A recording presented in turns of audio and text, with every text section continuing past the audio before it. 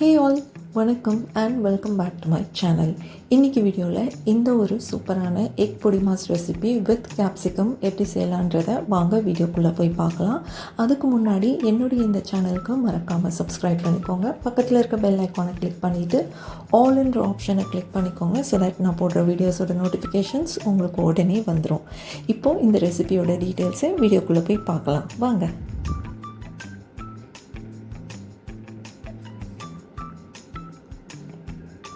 இந்த ரெசிபி செய்ய நான் ஒரு மீடியம் சைஸ் ஆனியன், பாதி கேப்சிகம்மை துண்டு துண்டாக வெட்டிட்டேன். ஃபர்ஸ்ட்டு கடாயில் எண்ணெய் ஊற்றி சீரகத்தை போட்டுட்டு அதுக்கப்புறம் வெட்டி வச்சுருந்த இந்த வெங்காயம் ப்ளஸ் கேப்சிகம்மையும் போட்டுட்டு ஒரு பிஞ்ச் ஆஃப் மஞ்சத்தூள் போட்டுட்டு கொஞ்சமாக உப்பு போட்டு நான் இதை நல்லா வதக்குறேன். உப்பு கொஞ்சமாக போட்டால் போதும். இது வெறும் வெங்காயத்துக்கும் கேப்சிகம்லேயும் பிடிக்கிறதுக்கு தான். மீதி நம்ம எக்ஸ் போட்டதுக்கப்புறம் மீதியோட உப்பு போட்டுடலாம். ஓகே, ஸோ இதை நல்லா வதக்கிட்டே இருக்கும்போது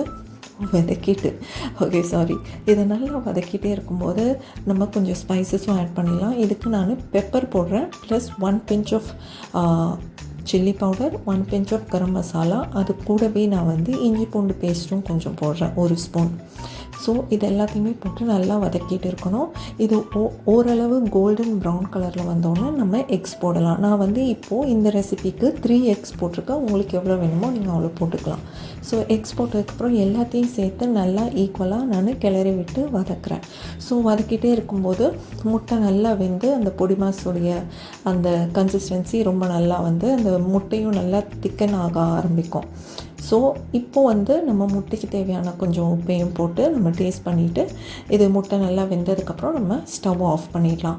இதுதான் இந்த recipe podimas with capsicum recipe. இது ஏன் கேப்சிகம் போடுறோன்னா இது எக்ஸ்ட்ரா ஒரு நல்ல ஃப்ளேவர் கொடுக்கும் அண்ட் சாப்பிடும்போது கொஞ்சம் க்ரன்ச்சியாகவும் இருக்கும் அந்த கேப்சிகம். ஸோ ரொம்ப நல்லாயிருக்கும், டேஸ்ட்டு வித்தியாசமாக இருக்கும் from regular egg podimas style.